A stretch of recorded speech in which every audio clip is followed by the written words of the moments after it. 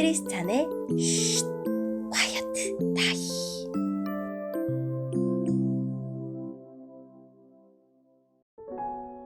샬롬! 크리스찬 성도님들 반갑습니다. 오늘의 본문은 마태복음 24장 1절부터 14절까지의 말씀입니다.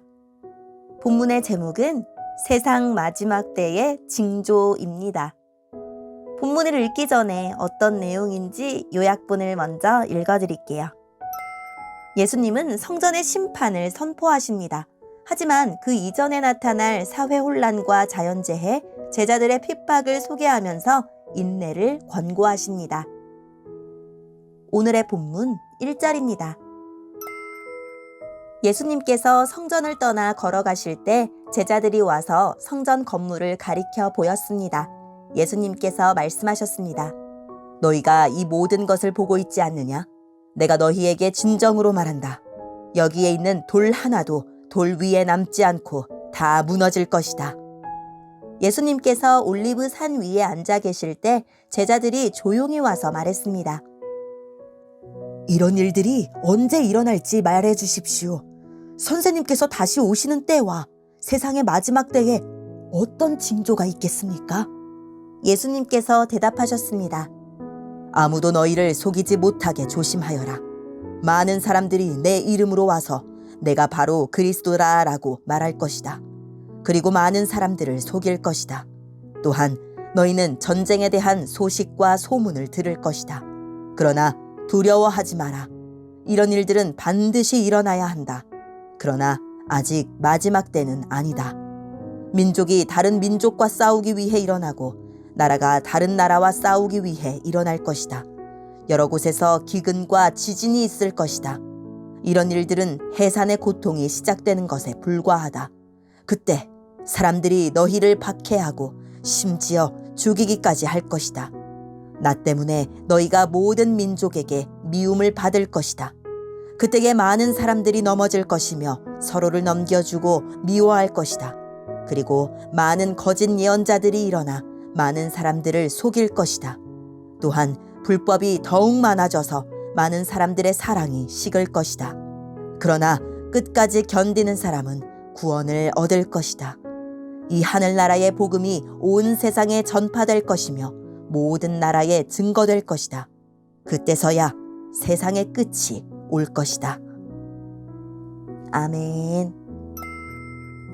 오늘의 본문을 통해 이해할 수 있는 부분은 무엇일까요? 갈릴리 출신 제자들에게 예루살렘 성전은 언제 봐도 으리으리하고 대단했습니다. 손가락으로 가리키며 연신 감탄하지 않을 수 없었습니다. 그렇지만 강도의 소굴이 되어버린 껍데기만 남은 성전은 더 이상 존재할 이유가 없었습니다. 예수님은 이제 건물마저도 철저하게 무너져 흔적도 남지 않게 될 것이라고 선언하십니다.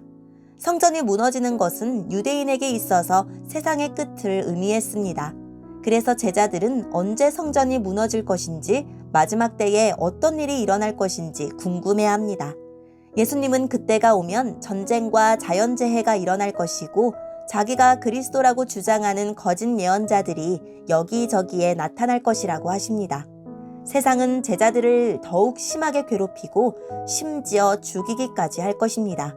그러나 제자들은 가짜들에 속지 않도록 조심하고 끝까지 사랑과 믿음을 잃지 않은 채로 복음을 전하는 데 힘써야 합니다. 복음이 온 세상에 전파될 때 비로소 세상이 끝나고 예수님이 다시 오실 것입니다. 오늘의 본문을 통해 알 수 있는 우리 예수님은 어떤 분일까요? 예수님이 성전의 끝을 예고하시자 제자들은 세상 끝의 징조를 묻습니다. 유대인에게 성전의 멸망은 곧 세상의 멸망이기 때문입니다. 하지만 예수님은 성전의 종말과 세상의 종말을 분리하십니다. 성전이 무너져도 세상은 무너지지 않으니 호들갑 떨지 말라고 하십니다. 주후 70년 예루살렘 성전이 파괴될 때 로마에 대항한 독립투사들이 종말론을 부추기며 그리스도로 추앙받고 전쟁과 재난의 현상들이 종말의 징조로 회자될 테지만 그 미혹에 흔들려서는 안 된다고 하십니다. 세상의 끝이 이르기 전에 사회 혼란이나 자연재해는 반복적으로 일어날 것입니다. 섣불리 세상의 끝을 말하는 극단적인 주장에 동요되지 말고 도리어 시작이란 마음으로 신중하게 깨어 있어야 합니다. 성도의 고난은 종말의 시점을 알아내어 그 직전에만 잠깐 버티면 끝날 일이 아니라고 하십니다.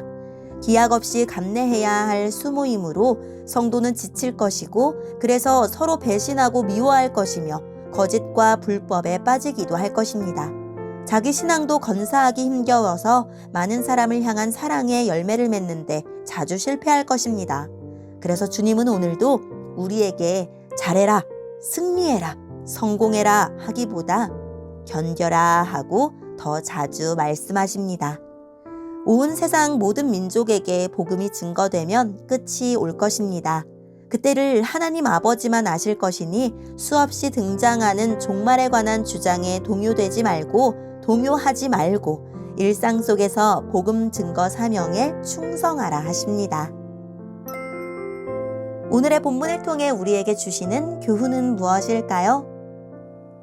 세상 끝은 세상이 소멸하는 때가 아니라 세상이 창조의 목적을 따라 회복되는 때입니다.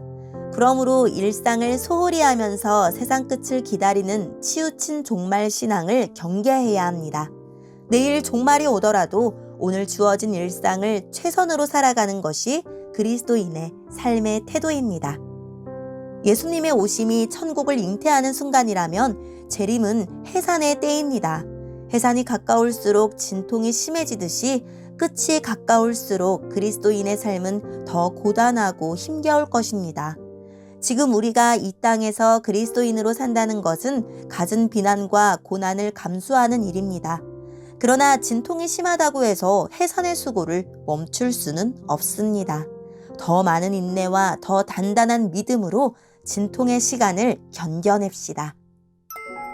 오늘의 본문을 통해 각자에게 주시는 성령 하나님의 음성에 귀를 기울이며 살아계신 하나님, 주님 오실 그날까지 인내하며 주의 이름을 의지하고 주의 복음을 자랑하며 살게 해주세요 라고 기도하고 오늘도 말씀을 붙들고 승리하는 하루를 보냅시다.